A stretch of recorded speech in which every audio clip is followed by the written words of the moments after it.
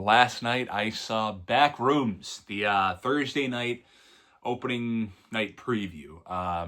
Directed by Kane Parsons, based on his YouTube series of the same name. I don't know if he created it. I feel like, I don't know, I'm confused by the whole thing. It was based on like a picture. I don't know. He had the series. It's based on his series, I think. I don't know. I never watched a second of it, clearly. I don't know much about it. I just know that it's a YouTube series. I always meant to, especially for the movie. It's like, oh, I should do my homework so that I'm not lost in the movie. But then I was like, I don't really want to, because for one, I always thought it kind of looked boring and lame.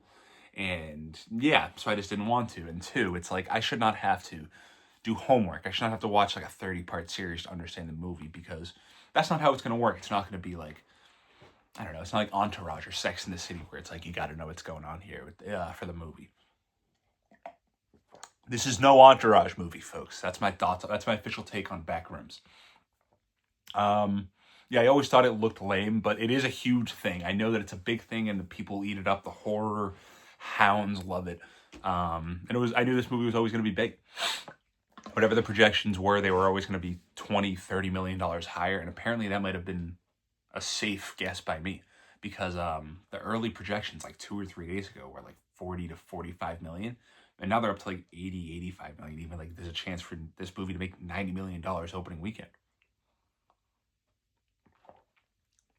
I think that's just a huge part of it. Is this audience is not like a trackable crowd. Like, these people don't go to the movies a lot. People are going to come out for this movie, like the super young horror fans that are into this Backroom series. And like I said, I thought it looked lame, so I kind of went in with a little arms crossed, thinking like, let's see about this. Like, how scary are Backrooms going to be? But, I mean, I was wrong, because I had a great time. And Backrooms are pretty freaking scary, folks. Just go see for yourself.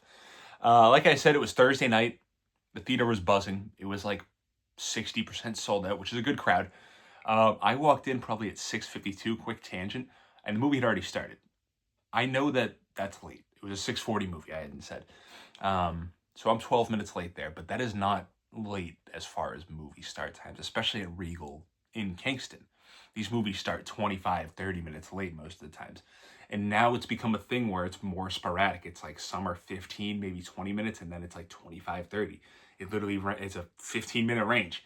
And there's a fixable issue. Just show up on time, but I used to pride myself in being able to show up right when it was like the roller coaster, or at the last couple trailers, like 20 minutes after the show times, when you would have to show up.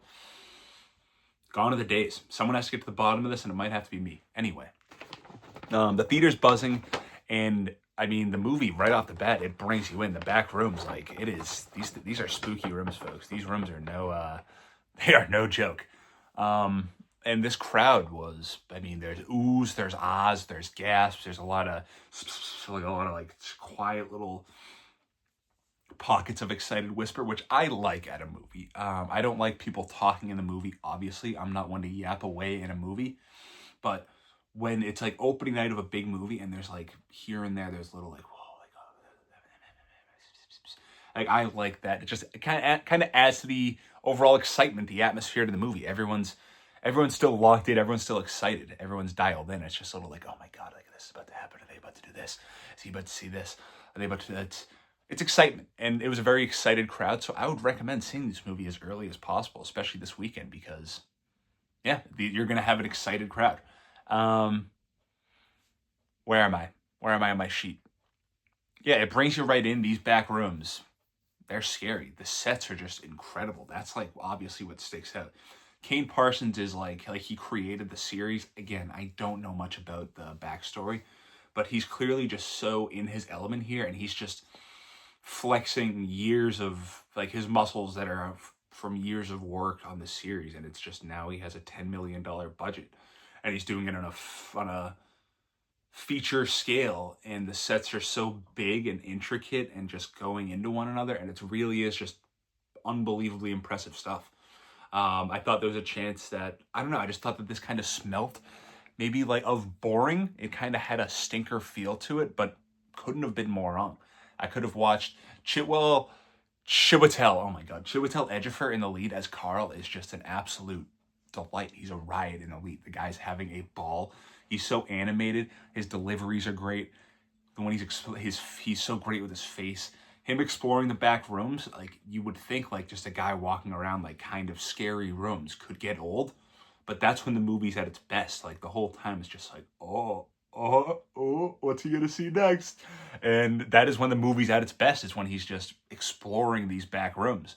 A lot of times with horror franchises, like our new horror movies, like they're clearly trying to set up a franchise, or like they do it. It's like kind of boring, like the first one, just like they're trying to set the groundwork. Like Terrifier kind of got caught up in its own lore, and it's like, oh, we've only scratched the surface. They were doing after like the second or third one, but it's like, no, we should be landing the plane by this point. Like, the first one is where we scratch the surface, and this one is like we only scratch the surface here. There's just so much more to it, and there's not. I'm very interested to learn more. Like, maybe I should just go back and watch more of, or I should just watch at least some of the YouTube stuff, because I think the Backrooms are cool. Cool stuff, folks. I was wrong. I'm not wrong a lot, but I will always admit it when I am. Yeah, it's just masterful stuff as far as like the set design. I know he's not, like, he did design all the sets he said before, like in his computer, like 3D or something. Unbelievable. Kudos to him. Yeah, I'm actually excited to see more of this universe. He has plans to make another movie and make more YouTube stuff, and yeah, that's a good move. I don't think that it's clear that this is his sandbox that he should stay in. This is like, he should stay in this. Like, it's no knock, but I have no desire to see like Kane Parsons Nightmare on Elm Street, or Kane Parsons like original horror, psychological horror movie. Like, I think he should just stay in this zone, because he's great in there.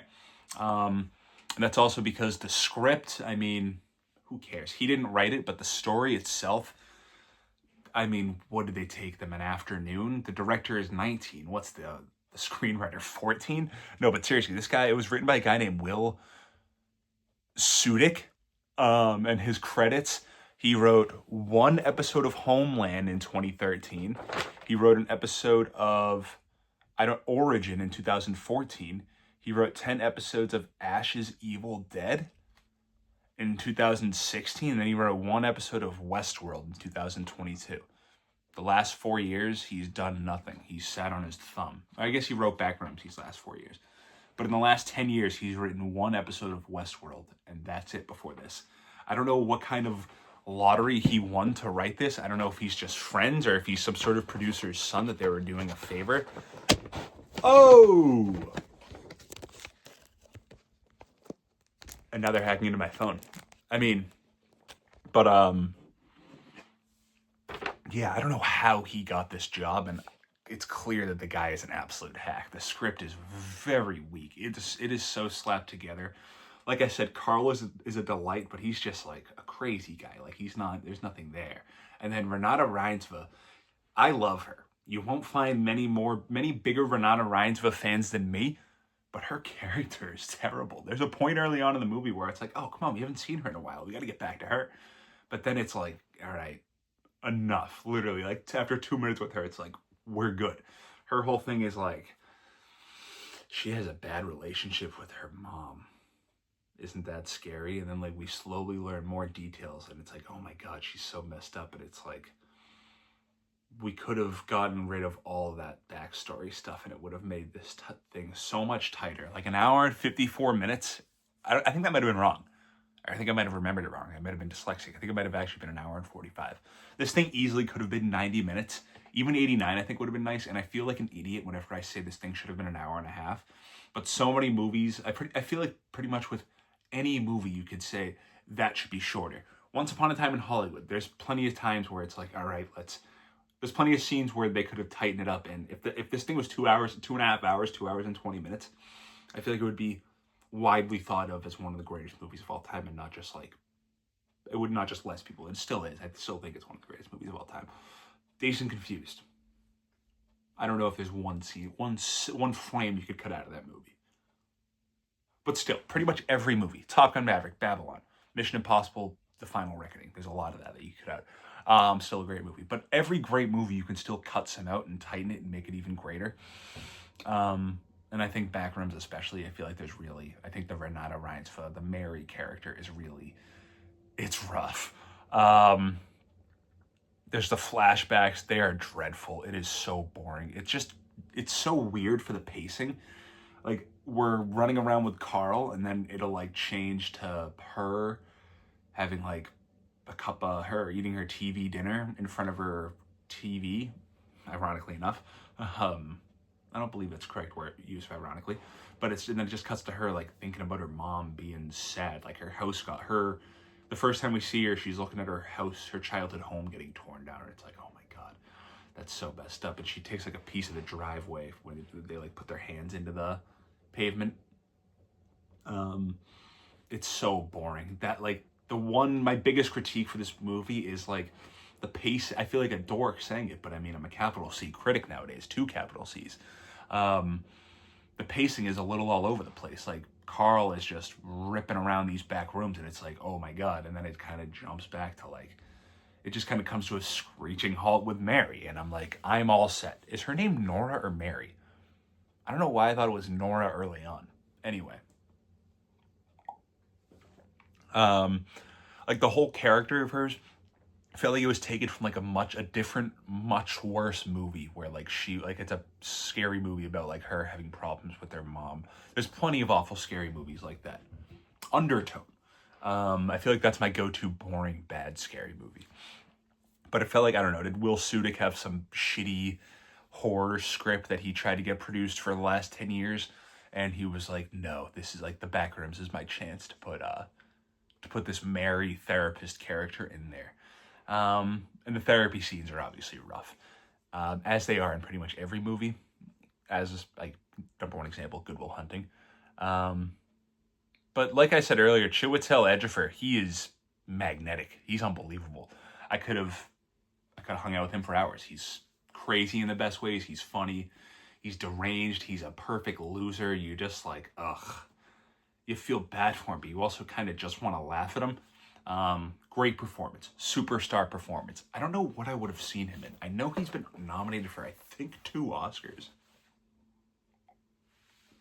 Third nomination on the way.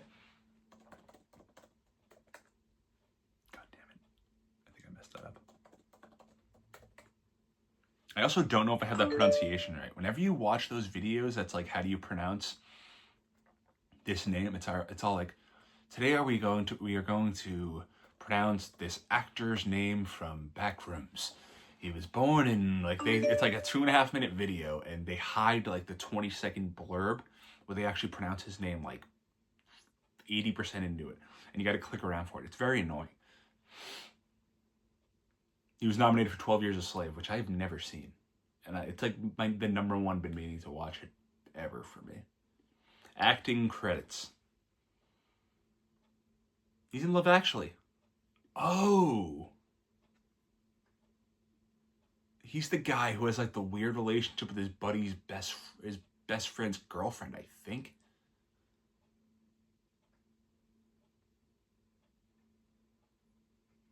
No, his buddy is in love with his new wife, and it's like, you know what, that's fine, I think is the point of it. It's a crazy storyline. He was in The Martian, he was in 12 Years a Slave, is where he got the Oscar nomination. And he's in The Life of Chuck, which is obviously where everybody knows him from. Jesus Christ, what a bore. Nice movie, but I mean, he's great. He is so great in this movie. He is the heartbeat of the movie. He's a perfect guy to walk around these yellowy rooms. He was having a blast with it.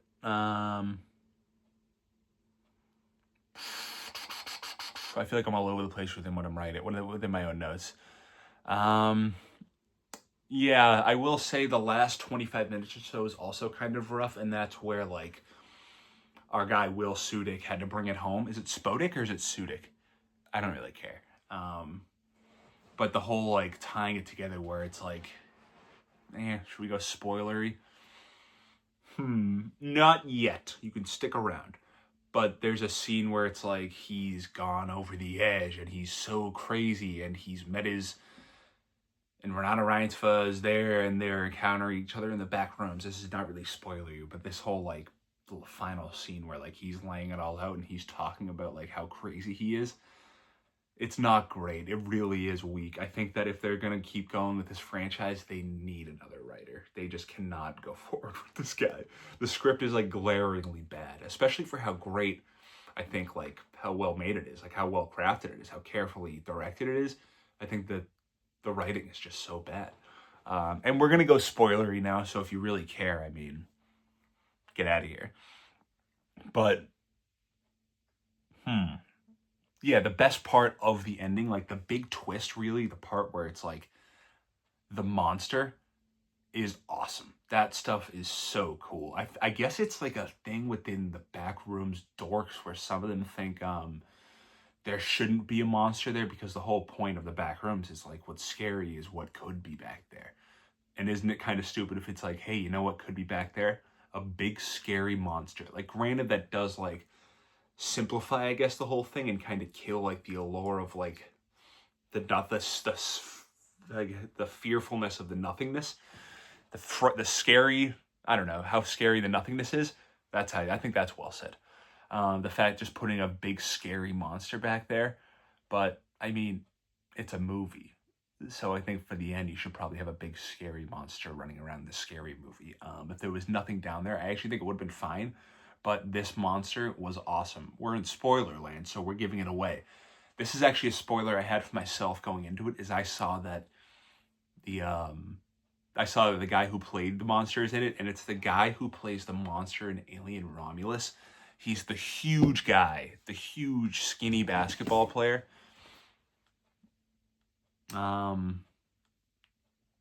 Like the big European guy. Is he listed in the cast? That'd be spoilery if he was. Yeah, he is. He's 7'7". Robert Bobrovsky. That's how you pronounce it.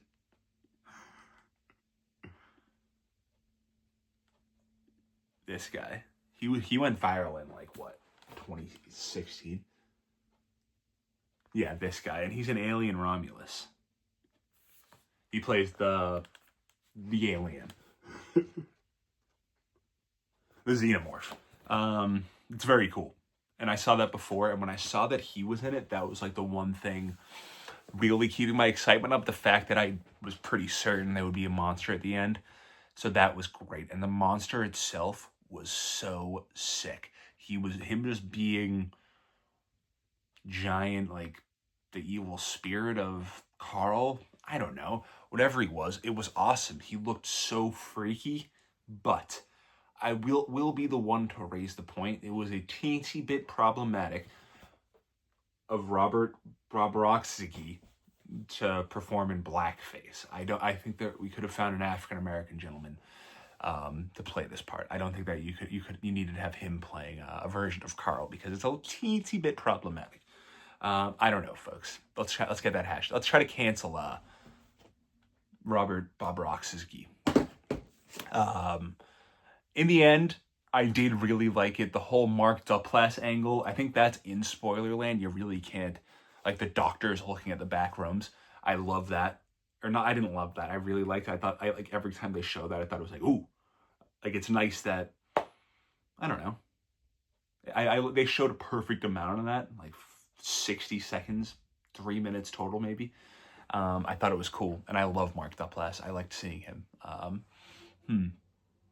Yeah, I really liked this movie. I thought it was a really good time. I thought that this had a high chance of being boring.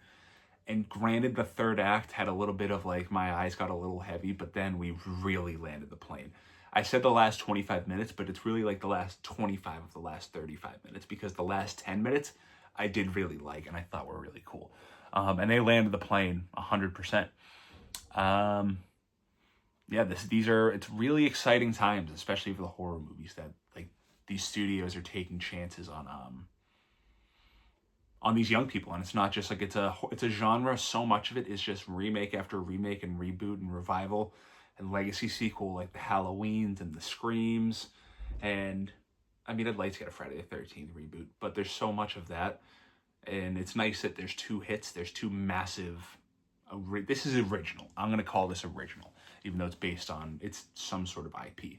But it's an original theatrical idea. There's the fact these two new directors, I guess, these two new creatives are just like taking the scene by storm. And the fact that they're both crushing Mandalorian and Grogu at the box office is awesome. That's just incredible. The fact that audiences are like, we've had enough of this forced AI-looking IP slop that these studios just put out and assume that it's going to make $700 million and they'll be able to make it all back and then some. Like, no. Mandalorian and Grogu is going to lose so much money. And I think it's incredible that audiences are smartening up and rejecting garbage and embracing fresh new, great ideas and great new movies. Yeah, definitely go see Backrooms. 5 bags of popcorn in this one. A couple sodas even. I crushed my, I got a popcorn and cookie dough bites, no dinner. I was just completely in the zone. And then I always have a bellyache whenever I do that afterwards. But it was tactical the way I was in there. The theater was buzzing. It was really a great experience. I love going to Thursday night movies in a big crowd when there's excitement for the movie. Like Disclosure Day. We're 2 weeks away from Disclosure Day. That's going to be exciting. We'll call this one now. Like and subscribe, folks. Be sure to leave a comment and share with all your friends and post it to your Facebook wall and MySpace page. I don't know. Thanks for watching, folks.